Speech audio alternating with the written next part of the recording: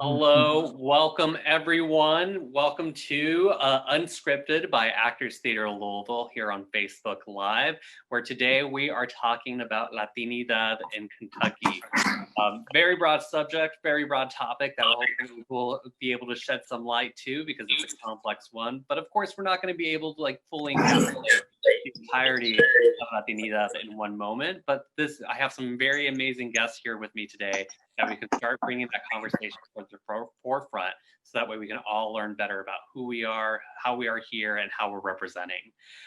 So starting with Sasa Rivera from La Casita. Hi, if you could introduce yourself. Hola, hello everyone. Very excited. Thank you so much to Actors Theater and Jonathan for inviting us. My name is Asa Rivera. Pronouns are she, her, hers in English, ella in Spanish. And I know Spanglish will definitely be something that's going to be spoken in this space. But I am the media liaison at La Casita Center, which means that I manage anything related to communications with our nonprofit.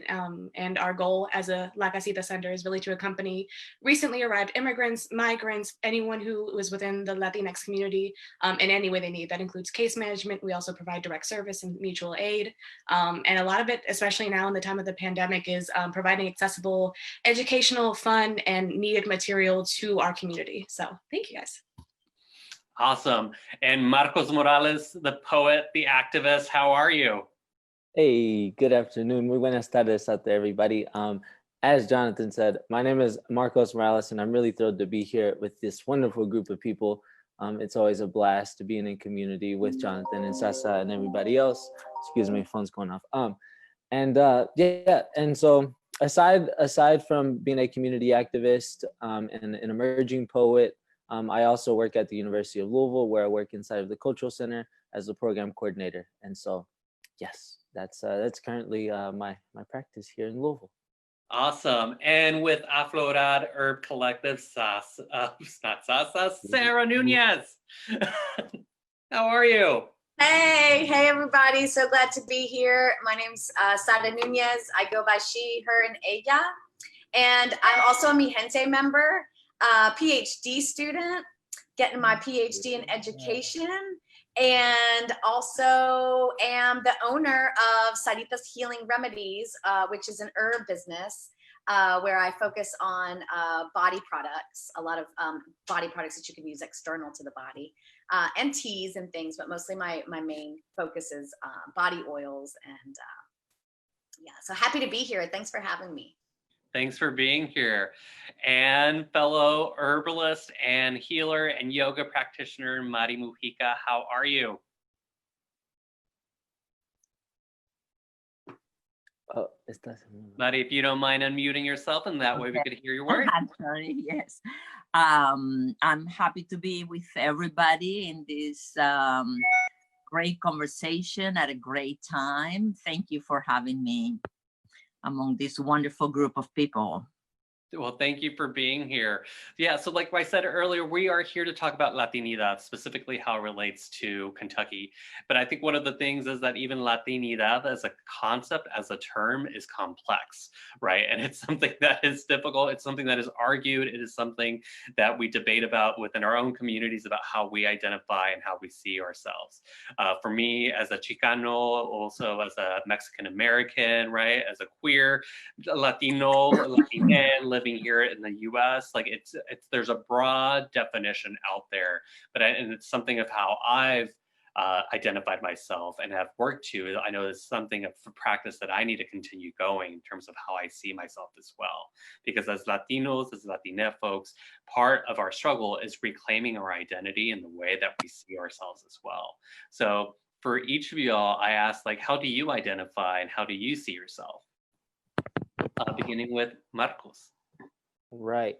Yeah, I'd say so. Currently, I identify as Chicano, and that is with the X and not the Chicano form. And that has many, yeah, it has many reasons to it. So the X really is, and the whole Chicano thing kind of detaches me from the nationalism that comes with that, with being Mexican. And also there's been historically the use of the X for like, for example, Malcolm X, and it's been just a political thing that has been used. And then another thing is that in indigenous languages, the CH in English was translated, or what was an X in indigenous languages of Mexico, it was actually translated into CH in English. So yeah, so there's a few reasons, but that's currently how one of my one of the ways I identify.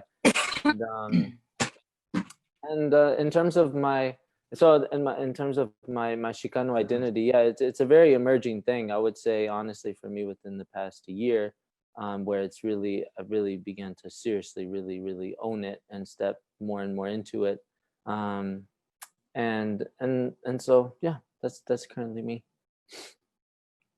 Thank you. And Mari, if you could tell us a little bit more about you, how you identify, how you see yourself in this very, very vast world that we live in. And if you turn on your mic, and then that way we can hear you. And yeah, You're fine. Go by her and ella, and it's interesting that I always forget this because I'm clearly have the privilege of this binary gender terminology. So I love, Marcos, que te estás identificando como Chicano. Chicanos were my great teachers when I first arrived in this country. So I have identified in the past as Latina, more distance to the term Hispanic because of its just this agglomeration, state, design category. Although I always laugh as I say, you know, Latina in Spanish means the bathtub, right? So there's no perfect term. I do identify as a Peruvian American, raised and born in Peru, born and raised in Peru, and lately I feel I really embrace and want to identify myself, in fact, as a Latinx, because of the meaning and inclusiveness and the recognition of our amazing plural constituents. So it's really wonderful that finally we have a term that it's inclusive of gender and of every other difference among ourselves. So on the one side, being a Latinx, it really roots me here in this country. At the same time, I think identifying with our cultural heritage from especially those that have migrated to this country, to emphasize that we are not monolithic. As Latinx, also, I like to mention that I'm originally from Peru. Beautiful. And Sasa, if you could tell us a little bit about more about you, your journey, how you see yourself. Oh, my journey will take up too much time. Yeah, we got like 50 minutes left. Yeah, like the short version, the abridged. No, by all means, I identify as Latinx, obviously in the larger sense, especially when I'm talking to individuals who are not a part of Latinidad.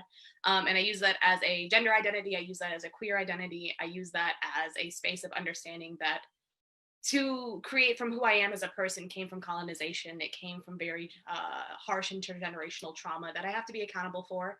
And especially living in the States in a place where I was also, again, now a part of a diaspora, is something that I need to make sure, and using Latinx really makes me remind myself of that. I also, especially in Latinx spaces, proudly and emphatically ensure and claim the fact that I'm Central American. I am Caribbean, if you can't tell by La Bandera de Panama. I am a proud Panamanian. I also have heritage and lineage in Puerto Rico, which are resilient people and a resilient culture within itself.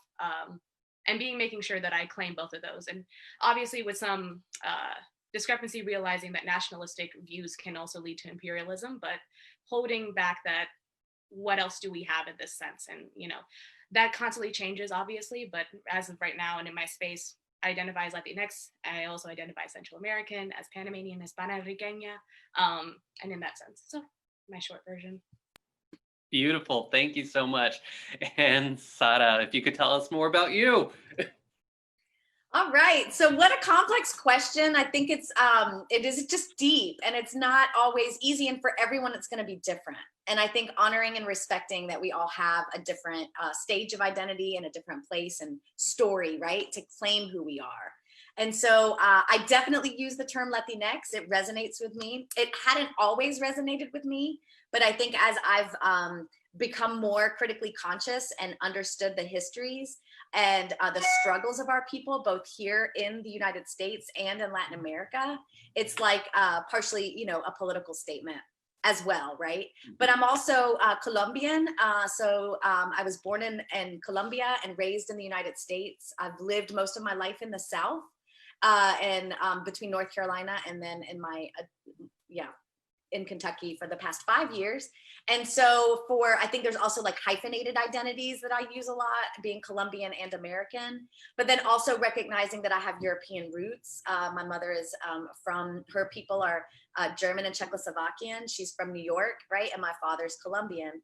So I'm also mixed, ethnically, culturally mixed. And then, right, like it begs this like question as well, is like, what is race? What is identity?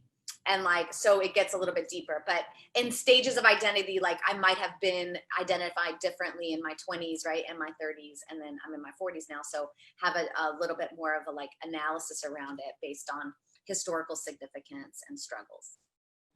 Yeah, that's fantastic. And I'm glad to hear that as well, because it leads to my next question, is also what everyone else was saying as well, because there is a journey, right? Like in reclaiming our identity and knowing who we are and knowing that within us, we bring a very beautiful yet complicated history and lineage and ancestry that comes along with it. But also there's a part of it, oftentimes we get asked like, what are you?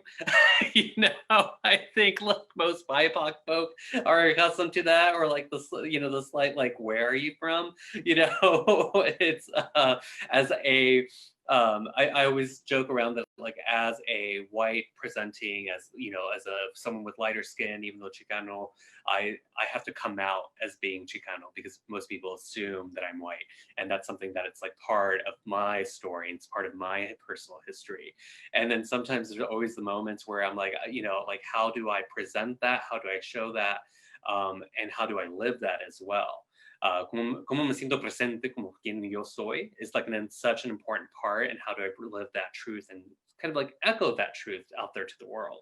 But of course, so sometimes I'm tempted of like showing up with the serape, and coming in with the banda playing. Like it's very tempting, but I think I've learned in my life that there's a very honest way in how I represent me being Latinx, me being a Chicano, being Latine. What are some of the ways that y'all feel that you represent that part of your identity and your being as we move through this world, specifically here in Kentucky, where our community isn't often seen or isn't visible to people that are initially being seen as well. The majority of our population's outside of Louisville, or we're working in agricultural industries. It's very present a lot in commercialism and capitalism through restaurants, but there's also more than just that kind of like cherry pick part of it as well. So again, my question was like, how do you bring your identity into the spaces that we take and then move in as well? If anyone wants to jump in. Yeah, I'll start. I bring forward my identity and my identities to the table. I would like to state that firstly, it's because of the labor of the brilliant women that I have been surrounded with in my life. That being my mom, that being Karina Varias, that being Sara Nuñez, who's here. A lot of their work has allowed me to honestly develop my Latinidad full force, because up until then, I went to I went to private school. I went to private schools my whole life, so it was very white here in Louisville. And so, yeah, I never really had a chance to really feel like I could really, you know, take out the Latinidad in my backpack and just really lay it all out until I met the work of these wonderful people. And so, firstly, yeah, I think that's a very important piece when I talk about my Latinidad and where I currently am here. And so, and that's a very important role because it's because, you know, we're in the South, of the United States. We're not California, we're not Texas, where, you know, we're bordering countries with Latin America. And so it's new ground out here, and it's fertile ground. I know Sarah always mentions that, you know, it's I think I live a very unique experience as a Chicano here in Louisville, Kentucky. Because the truth is, you know, I love me some country next to some R&B, and next to some banda, you know, and then next to some cumbia huepa, you know. So it's like, and I love those things like extremely. Anybody who knows me knows like I love music, and I'm a big, that's just what I live through, music and through the arts and fashion and things like that. So so, you know, that is that's a little bit about me and my identity development here. Awesome. Anyone else? I can go. Sorry, I thought Sarah was reaching for her mic. But yeah, how do I show up? How do I present? Unapologetically. I think that's definitely something that's real important to do. So I'm actually a transplant. I moved to Louisville, Kentucky, probably 2014 to attend a predominantly white institution university here in town. And for legal sake, I'm going to leave it at that. And it was very hard. And it was the first time I was really separated from my culture, from my community, from a place that like I did not have to tone down who I was. I mean, when I speak in Spanish, it's very clear that I'm a Caribbean descended person. It's not something that can be hidden. And to go into a space where you are the only Latinx person or one of 20 on the very campus, and then realizing that their idea of Latinidad is very mesocentric, or not very mesocentric, very mesocentric, or it's like Mexican specifically, which is something that I had to learn myself coming and growing up in the South, of like, this isn't even what I thought was Latinidad. So it was very interesting. And it showed me how hard and how intentional I have to be bringing it up. Because like Jonathan said, you having fair skin and being very white presenting, that's automatically stripped from you. And it's not necessarily something you can be like, oh, well, you know, et cetera, et cetera. It's really being intentional. How do I move? How would my ancestors want me to be in this space? What am I doing? How am I fighting for either a space at the table or creating my very own? And I'm very grateful that like I have the opportunity after 6 years of meeting the amazing powerhouses that made that way possible. Sarah Nuñez, Karina Barias, our executive director at La Casita Center, and so many others as well, who really did that legwork. So it wasn't necessarily something I had to like create space for. It was a space that was already there, and make it your own and kind of expanding it to really exemplify what Latinidad truly is. What are our struggles? What are our issues? What does our identity truly mean in Kentucky, where we're not Chicago, we're not New York, we're not Miami. But now look at us. I mean, I think every single person on this call is very evident that we have power, that we have the beauty of really creating something new for Latinidad and for people after us, right? So. Love these thoughts, and it makes me think, one, about intergenerational organizing and our elders, one, and then also two, like how we show up as organizers, like how we show up in, like how is Latinidad manifested in our like work, right? And how we do like everything we do every day, from showing up to work to like, you know, hitting the streets to like doing back end work, whatever we're doing to like make our country and our community a better place to live for all Latinos. And so I think there's a lot of different ways I think that shows up, and like and how we embody that in everyday work. be that in our practices of ceremony or ritual, or in how we like enjoy and have fun, what parts of Chicano culture, right, or Southwestern culture that we bring to the Southeast. I think it manifests in a lot of different ways, and it's really beautiful to see. But I think through our organizing work, I think is also, or at least on a personal level, like how I organize and how I move to fight for the rights of all of our community, Latino community, Latinx community here in Louisville, and what that, and right, like how we do that also intersectionally around issues that affect our Black brothers and sisters, and also our LGBT community. And because even inside of Mi Gente, we're like all that and then some more too, right? Because a lot of us identify as queer. A lot of us there are, you know, Afro-Latinos in our community as well. So yeah, I think it shows up in our organizing. Nice. Yes, Mari. And mute myself. This is wonderful, because I had a very hard time responding to this question, and what you've been saying, and actually that Sarah synthesized so well, it's almost like a reflection to me on what's been my journey. Like I remember, so, you know, my journey starts leaving Peru. Well, for a year, it's been 38 with my husband, and whose birthday is today, by the way. And leaving, and then, of course, who were my best friends? I was in England, you know, a woman from the West Indies, and a woman of Pakistani origin, and I remember very young, especially like mine, was very privileged, living and being invited to this group, and so this Pakistani friend, and she said, "Would you like to come to our Women of Color group?" And I remember thinking like, "Huh." So I'm a woman of color.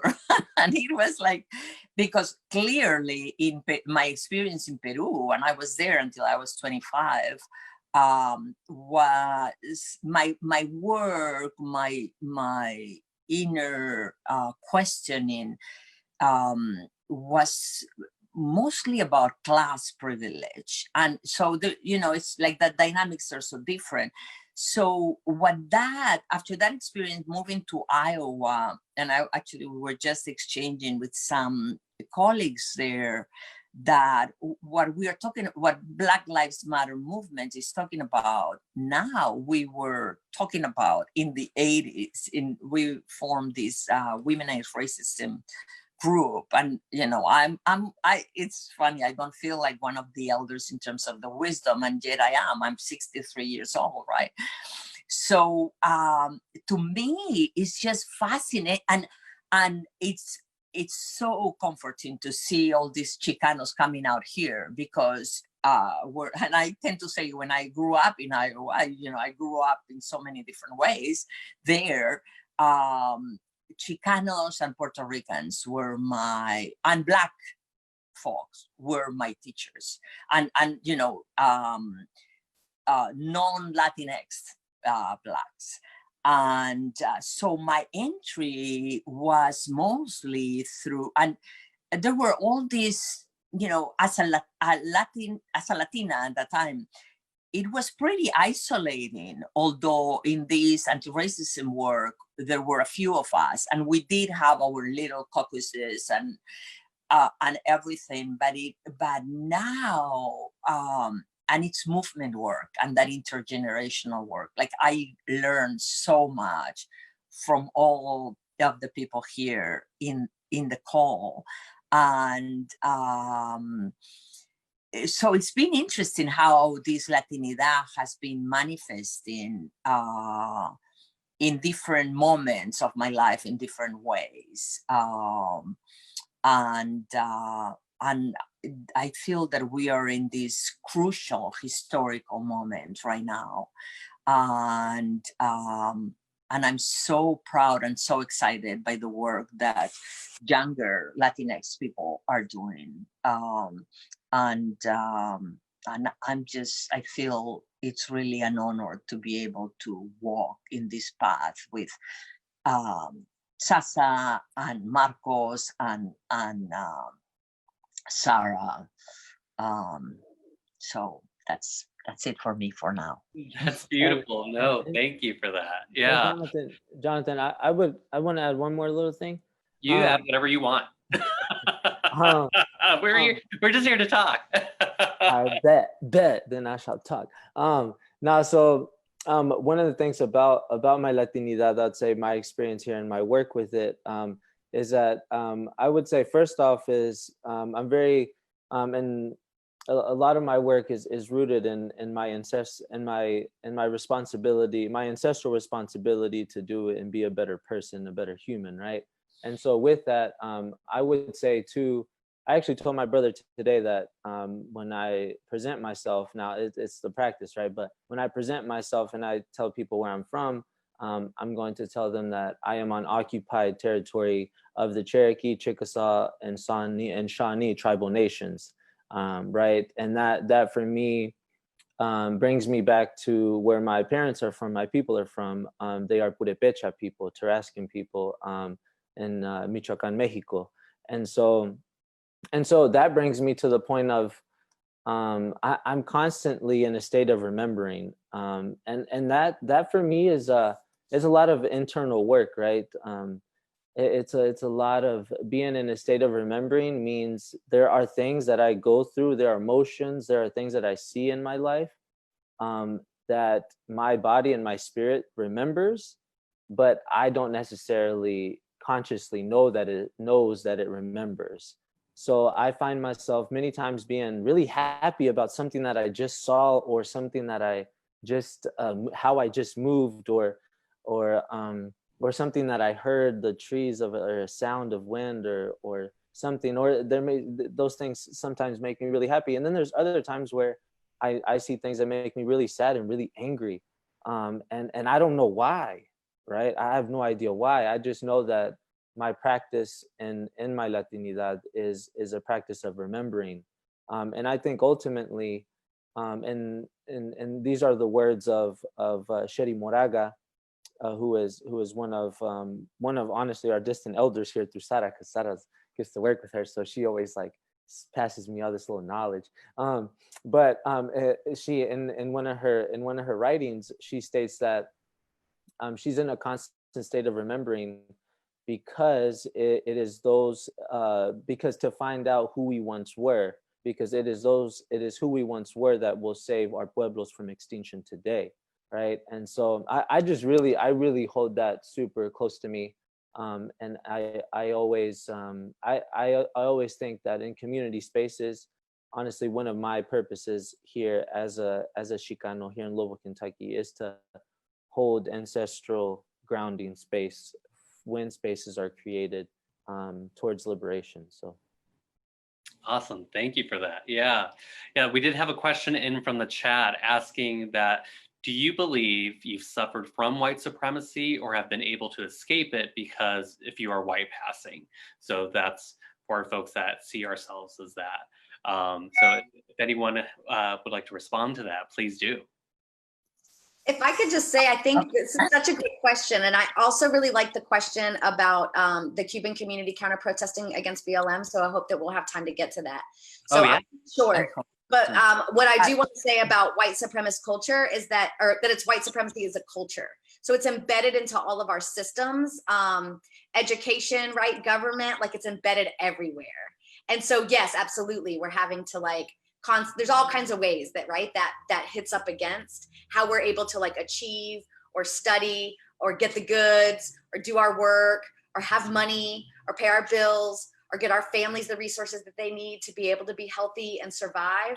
Like so many examples, right, of how white supremacy culture has highly affected, I think, not just Latinx folk, but, and white people's work, right, around how to white passing Latinx folk as well, and how to stop moving towards that culture and more into a culture that we can dream up and create for ourselves as what's actually going to make us like survive and stop being into us, like Marcos said, like that extinction, right? Like we don't want to be extinct. We don't want to be the highest rate of COVID, or one of the highest rates of COVID groups in Kentucky, right? We don't want to be continued to be detained and deported.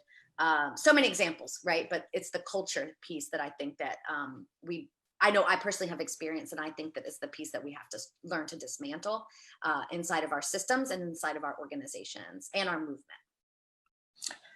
So I'd like to jump in, and I will send you what I wrote,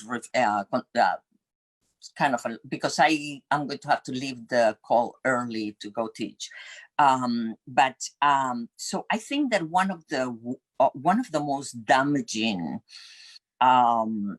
things that happened, and it happens more or we are more in danger of it happening to us, and as light-skinned Latinx people, is that, and it happens with racism as well as with other oppressions, is how we internalize oppression. So, you know, the system, and it's just this whole universe of culture, economics, daily experiences, institutions, exclusion, that operate in a way that you end up believing this myth that white is better, right? And you see it in families, you see it in, historically, it's very interesting. Before I moved to Kentucky, I lived in Massachusetts, where there is a very large Cape Verdean community. And Cape Verde are the islands west of Africa. And so, and very mixed with Portuguese. And so you have, it's like, you know, for me, my family, it's like you go from the darkest to the lightest blue-eyed people. And so there was a time in which those who could pass would pass. And so I met this woman in some of the work I was doing, and she just could not believe it when I identify as a woman of color. Because, and you know, I found it amusing that she found it like unbelievable, because of all this history of, if you had the opportunity to pass, you would pass, right? So that's to say one thing. But so this internalization of oppression, we used to say, you know, the system doesn't have to do anything else, because we can do it to ourselves. And I love that you mentioned the importance of keeping our culture, because I think this system, and that's the notes that I will send you, this system was designed to do away with us. I mean, and that's the history of this country. And so we may be under the impression that, oh, if we do this,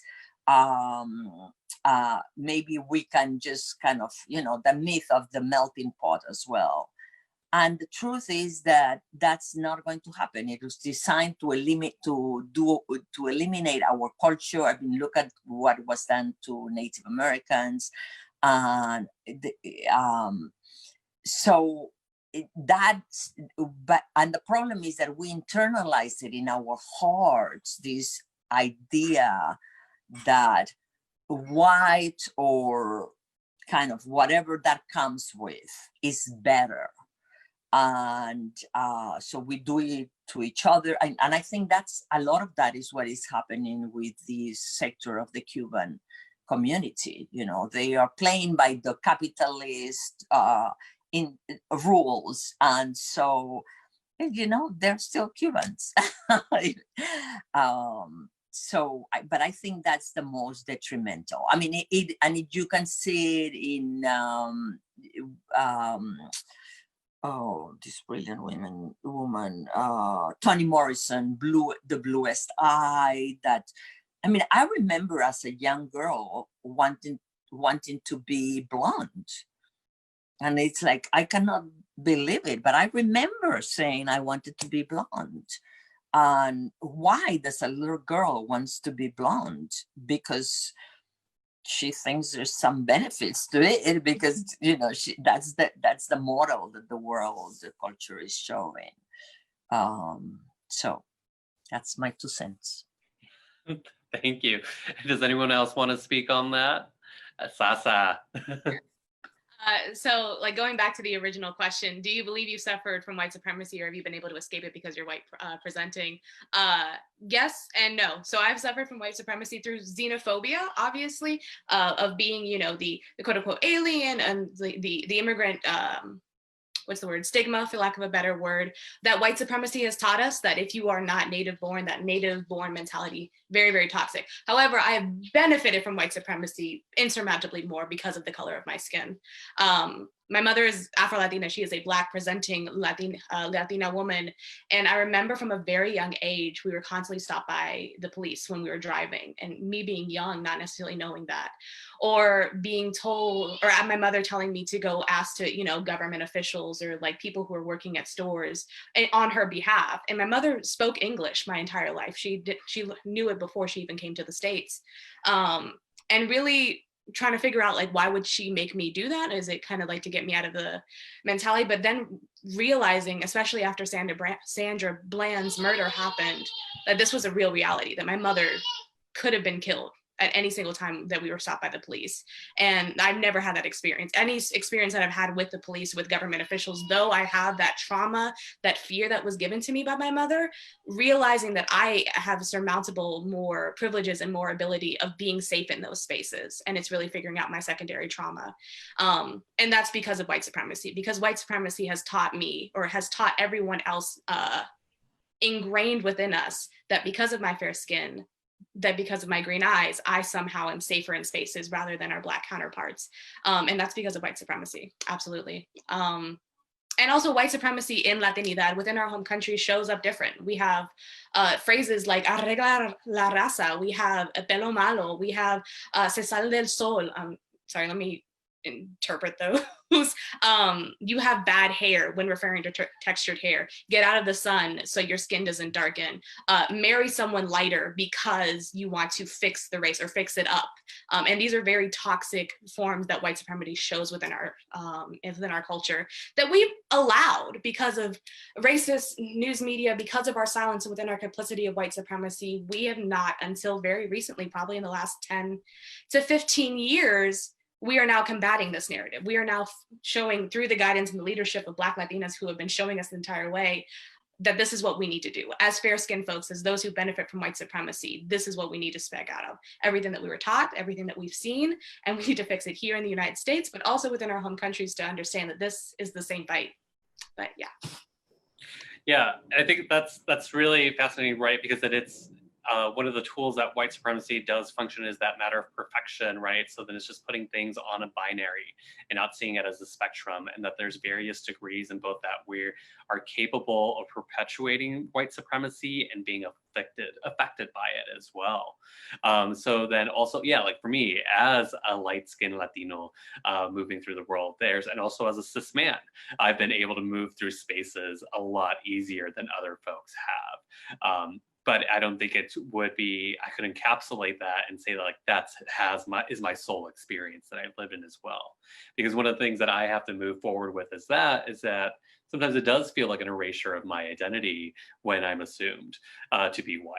And the struggle that my parents lived when they came here, for my ancestors have lived as well. So it does also change that and how we're able to move through spaces and how we move through spaces. And that, as Maddie was saying, the internalization of that. Maddie, you gonna go teach class? I can't hear you, boo.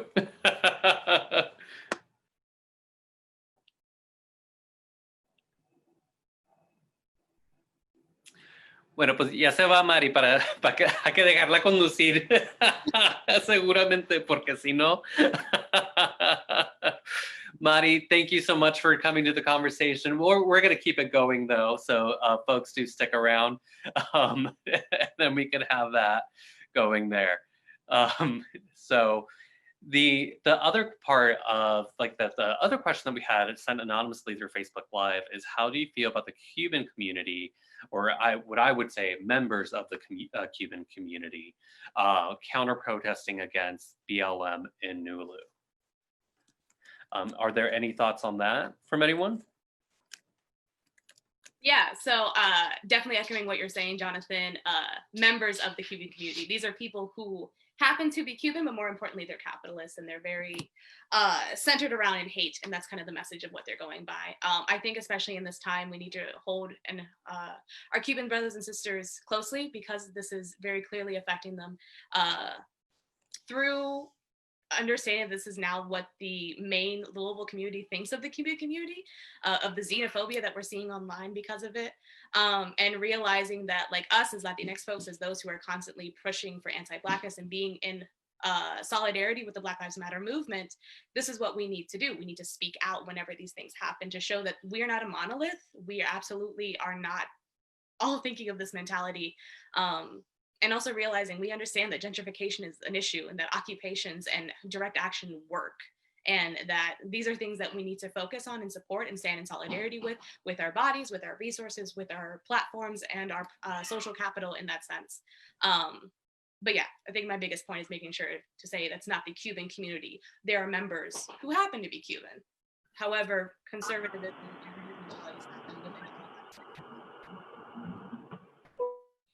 Sorry, I am muting myself and I think the system. Can you hear me? Yes, we can. Okay, sorry, I just, I think one of the things that is very important for us in how we show up is that, and I remember, this throughout my journey, this group, which it's mostly Cuban and mostly, really from Miami, a lot of them,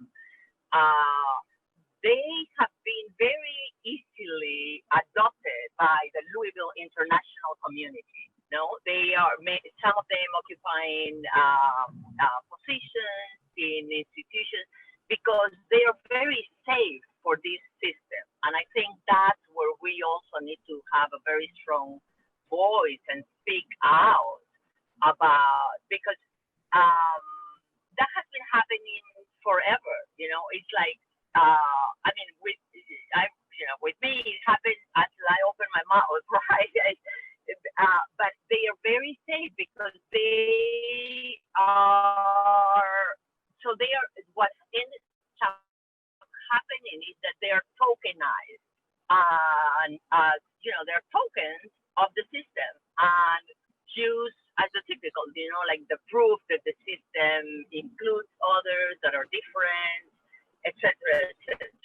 And that just reinforces this idea that in North America, and I refuse to call this country America because I've been always American as well, that the myth of meritocracy and that anybody that works hard, I was really upset by their language, how much they emphasize that they have what they have because of how hard they work, But yeah, of course, and they did mention that their ancestors in Cuba had businesses that they had to leave behind. Well, they had a lot of cultural capital and probably also monetary capital, right?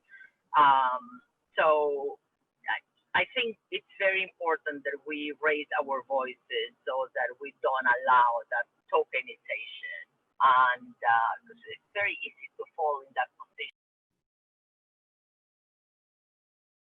Thank you, Mari. Yeah, I think it brings me to like a bigger question in terms of not just that specific moment that happened recently in Nulu, but also like in general, what is the movement for Black Lives? How does that relate to Latina and Latinx folks as a whole? And what does that look like? If anyone has any thoughts on that.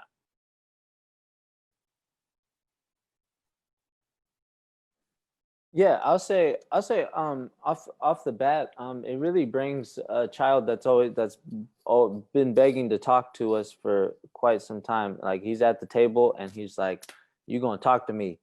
And so because naturally, yeah, anti-blackness, Sasa hit on it, on some of the stuff. It's an embedded thing within the Latinx culture, and it is something that there wasn't going to be any other way it was going to be addressed other than this, a global call to really sit down with yourself and see what does it mean, to be anti-black, because it's it's here, and I think it's been something that we're seeing right now, some members of the Cuban community, how they're responding, and then there's also other members of the Latinx community who are responding in different ways, such as I would say, such as the compañeros here, my friends here. It is and I mean, I would say my comment about what has happened, I mean, honestly, it was clearly for publicity. I didn't really see anything that there's other things to do than to go there. There's actually people are in needs. There's our community is, that there's other things to give your time to than to go listen to them talk about, to give their public statements. People out here need food, they need houses, they need resources, they need therapy. There's so that's it. Sasa Rivera, well, actually real quick, just wanted to promote, like, one of the ways that you can actually contribute is also by donating today. This is a shared fundraiser for both Actors Theater Louisville and Roots 101, the new African American Museum on Main Street next to the Fraser History Museum. So there's unfortunately, there's no shortage of need out there, but fortunately, there's a lot of amazing work that's being done out there for folks to be able to support and be able to contribute to that great work that's happening here in Louisville. So don't forget, if you want to donate to Actors Theater today, and that's going to be a shared donation between us and Roots 101. But to continue about, what is the relation to Latinx folks with the movement for Black Lives? Sasa or Sarah? Yeah, I can go. Thank you so much to the person who's donated. We hope to see more of that.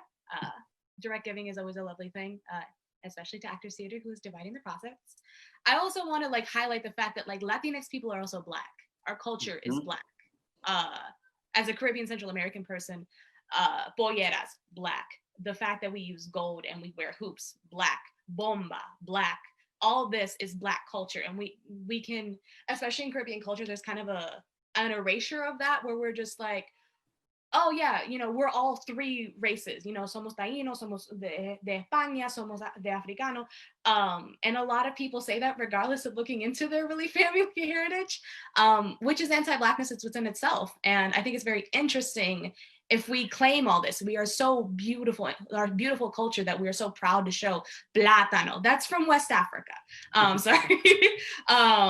We also need to stand up for the issues and the political issues and the demands and the movement that we're happening on a global scale for Black lives. So they matter, but they're also valued, and that they get their roses when they're alive, and that we are able to actually stand solidarity with that. Not necessarily a Latinx for Black lives, because again, we should not be centered in that conversation.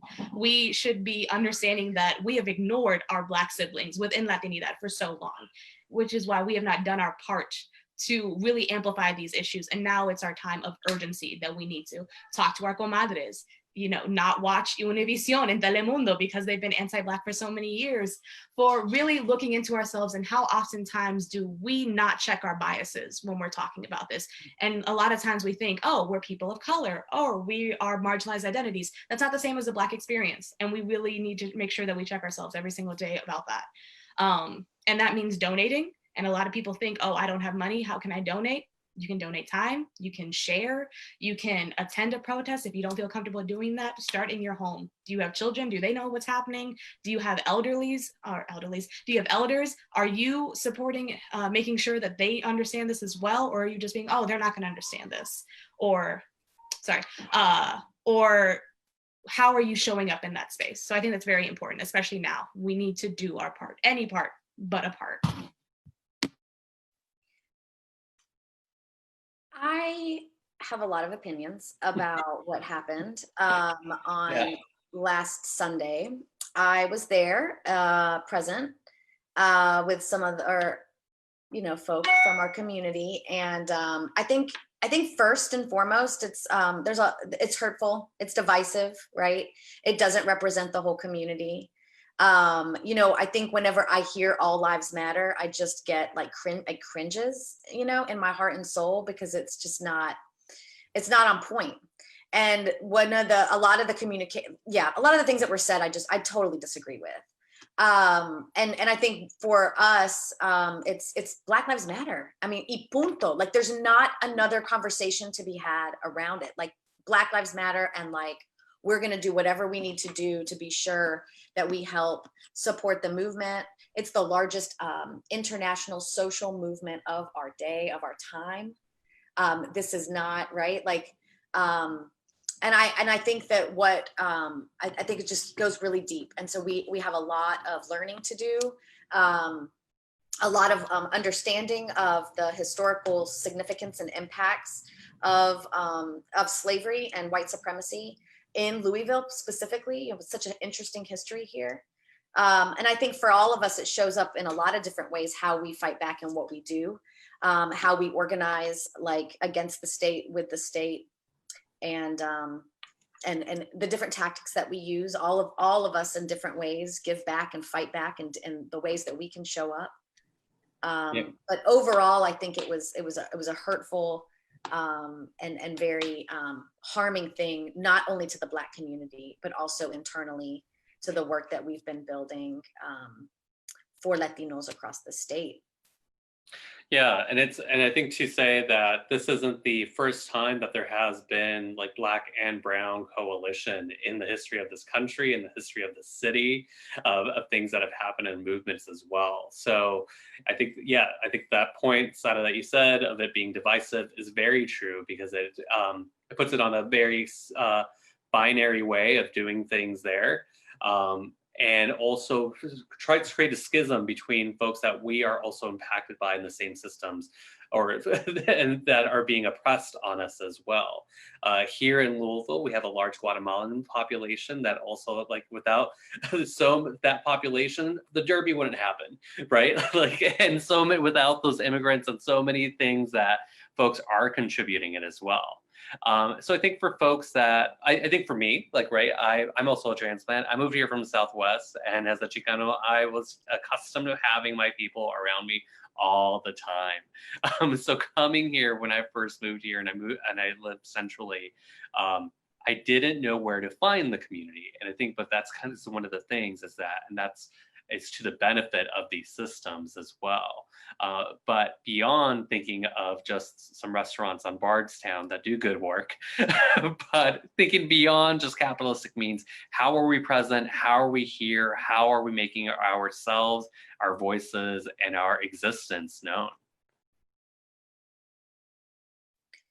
I think that's so interesting, this concept of like the alimentos, right? Like, what nourishes us, right? And so folks are like, and I know there's a lot of upset feelings around all that's happened. And, I think there's also like businesses and Latinx folk out there that actually do support Black Lives Matter, right? And so tell me your question again, tell me your question again, Jonathan, I'm sorry. How are we present? Where are we? ¿Dónde estamos? In Louisville. In Louisville, yeah. For folks, like say you are that Latinx transplant that's here, like where is our community? Where are we? How are we present? And of course, like the way that we show up doesn't just have to be en masse as well. Yeah, I think right now, and I'm sure Marcos and Sasa have lots of other ideas, but right now with COVID, a lot of it is online. I mean, we're doing URL organizing, and it's just a lot of the work is online right now. Yeah. Marcos, Sasa? Okay, I can get, sorry. I didn't want to take up space. Yeah, so we're showing up online, definitely echoing that, especially within our workplace. So La Casita obviously was a very big powerhouse with a high volume center beforehand, and then COVID happened, and then we made the decision of closing down our center, which was a real big shock as the staff, but also for the community. But it also showed the importance of like what the pandemic actually meant, and like if we were closing down, we knew that, you know, most of our accompaniments knew that this was actually something very serious. And from that, we transferred onto online framework. We do live streams, we do weekly programming, we do education, we do COVID prevention pandemic, because unfortunately that is language barriers are a real big thing that the government is not necessarily focusing on, especially in the pandemic, and really focusing on the fact that our community is in need. And if we're not able to meet them, if there's not a focal location, we can't, you know, see them outside La Guanajuato, or, you know, eating at El Sazón de Mi Abuela. Like, we have to find each other online. But we're in Louisville, we're in Lexington, we're in Bowling Green, we're in Hopkinsville, ¿quién más? Florence, Owensboro, I never would have imagined. But yes, we have, especially within our job, we serve people across the state, and there are very strong centralized pockets of Latinx folks everywhere. And it's not just, you know, folks who work in the horses, it's not just business owners, we're librarians, we're tech people, we do insurance. It's very interesting because we see that now it's normal. And I think that was very beautiful. When I moved to Louisville 6 years ago, I don't think that was necessarily something. It was very tokenized, and we're still there. 100% do not want to diminish the fact that we're still constantly being tokenized across the board. But seeing that kind of representation in every single aspect is something so beautiful. And especially like in a demographic sense, because I'm a nerd, the biggest Latinx populations right now are Mexican, second would be Cuban, third would be Puerto Rican, and then fourth would be Guatemalan, with Hondurans being like very close in that line. So we're still expanding and growing. And I think that's very beautiful to see like where we're going to be in 5 years. Yeah, and I mean, I'll say for me, where the Latinx Chicano community is, I mean, locally, I mean, yeah, like of course I said, we're online, but we've also been showing up, of course, in a social distance way when it allows. Yeah, we've been organizing and meeting in person too, to do art builds through Mi Gente. And we've also been showing up at the protest, of course, and helping to in any way that we can. Many times it's been through security. Yeah, just different ways like that. And then, of course, our people are on the south side of Louisville. They're also on the east side of Louisville, too. There's also some big communities out there. But, you know, to the Trailas, Glengarry, Holiday Park, Okolona, where I grew up, Iroquois Park area. Yeah, our people are out there. Our brilliant students are out there. Our brilliant house cleaners, our brilliant handymen are out there. Handy women too. Yeah, so they're there. And trying to think of where else we may be that I haven't mentioned. You know, I would say too. We're also live. On, of course, through social media on Instagram. Like the Latinx artist community is something that is growing, and something that is that I'm just honestly, yeah, I'm just so eager to tune into. Every day I'm learning about some new Latinx artists here in town. So yeah, it's a booming thing too. We're also big artists out here too. Awesome. And so for our final question, because we are at time, and then and we're going to keep it just to a minute each, because I'm sure all of you know a lot. I know you all know a lot, but what is one thing you know for sure?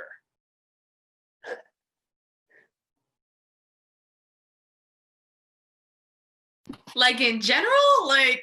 Yep. What is one thing you know for sure? Okay, I'll pass that off to someone who's more secure in themselves. Yo, I'll go. I know one thing that I know for sure is that I'm mad resourceful. Marcos Morales, Gutierrez Morales is mad resourceful. I know that I am also mad scared of I'm like mad scared, but I'm like also mad happy of what I am, of what I'm becoming, because it's such new territory for me. I know, yeah, okay, that's one thing, and I know that I have some really badass people around me right now in this moment. That's what I know for sure, Jonathan. Thank For you. sure. Sasa, Sarah?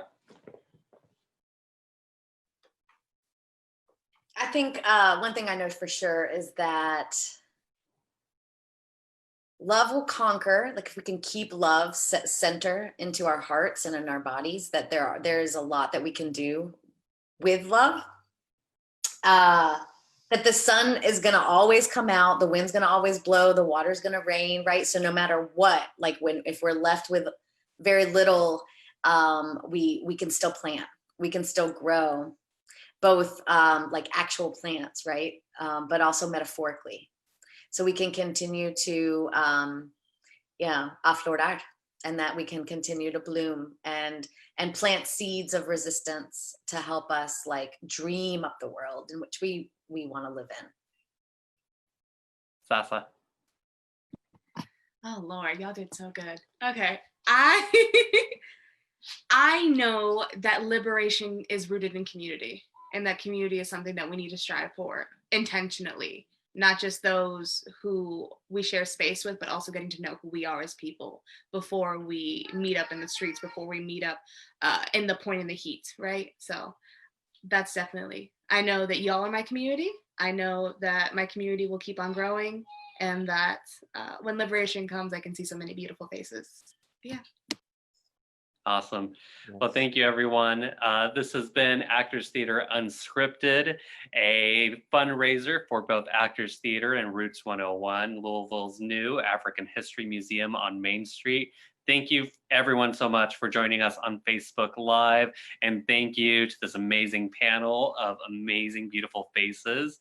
We'll see each other around eventually. I mean, but also all three of these folks, y'all are around online. I can attest to that.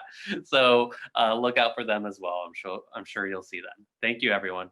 Take care. Thank y'all for tuning in. Bye-bye.